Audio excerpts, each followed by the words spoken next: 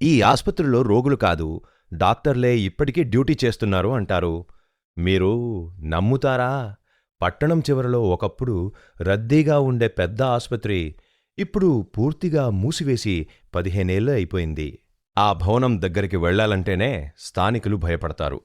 ఎందుకంటే ప్రతి అర్ధరాత్రి 12 పొయింటికి అక్కడ లైట్లు వెలుగుతాయంట, కారిడార్లలో అడుగుల శబ్దాలు వినిపిస్తాయంట.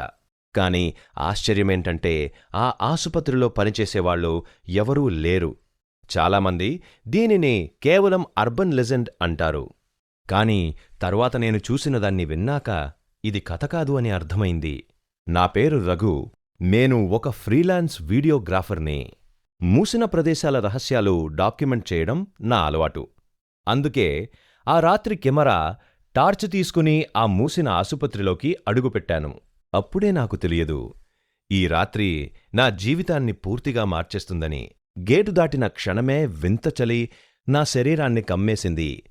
లోపలంతా నిశ్శబ్దం గాని ఆ నిశ్శబ్దంలో ఒక శబ్దం వినిపించింది. Tick tick tick tick. ఒక పాత గడియారం ఇప్పటికీ నడుస్తోంది. టైం చూశాను. Time 2 AM. కారిడార్లో ముందుకు నడుస్తుంటే గోడల మీద పాత పోస్టర్లు, పగిలిపోయిన పడకలు, విరిగిన వీల్చైర్లు కనిపించాయి. అన్నీ ఒక్కసారిగా వదిలేసినట్టు ఉన్నాయి. అప్పుడే ఒక ప్రశ్న నా మనసులో వచ్చింది. ఇన్ని సంవత్సరాలుగా ఇక్కడ ఎవరు వచ్చి వెళ్లారు? నేను పాత ఆపరేషన్ థియేటర్ దగ్గరికి వచ్చాను. తలుపు నెమ్మదిగా తోసి లోపలికి వెళ్లి కెమెరా ఆన్ చేశాను.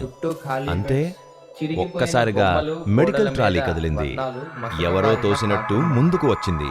నా గుండె వేగంగా కొట్టుకోవడం మొదలైంది. చుట్టూ చూశాను, కాని అక్కడ ఒక్క మనిషి కూడా లేదు. ఈ దృశ్యం కెమెరాలో రికార్డ్ అయిందో లేదో నాకు అప్పట్లో తెలియదు. అదే క్షణంలో లైట్లు ఒక్కసారిగా వెలిగాయి. గదంతా తెల్లగా మారిపోయింది. మళ్లీ టైం చూశాను. ఖచ్చితంగా 14. ఇది యాదృచ్ఛికం కాదు అని అప్పుడే అర్థమైంది. గోడ దగ్గర ఒక పాత ఫైల్ కనిపించింది.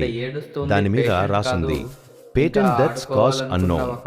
ఆ ఫైల్ పక్కనే ఒక నర్స్ డైరీ దొరికింది. దాన్ని తెరిచి చదివినప్పుడు చేతులు వణికిపోయాయి.